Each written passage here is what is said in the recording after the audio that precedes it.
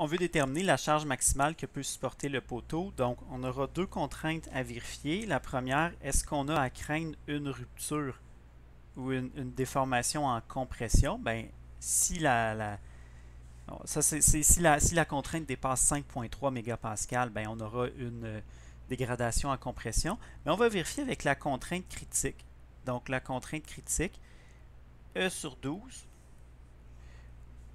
pi D sur K fois L, le tout au carré. Donc, on va vérifier combien ça nous donne.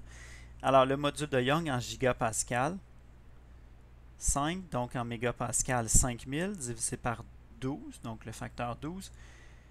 Pi fois D, c'est la mesure du plus petit côté de la section, à savoir 89 mm, divisé par la valeur de K.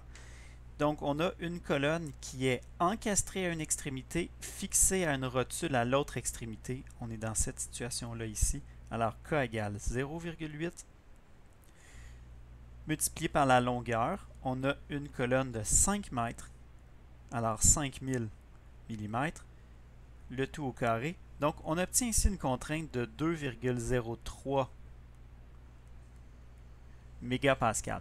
On voit que c'est plus petit que la contrainte maximale en compression, qui est de 5,3.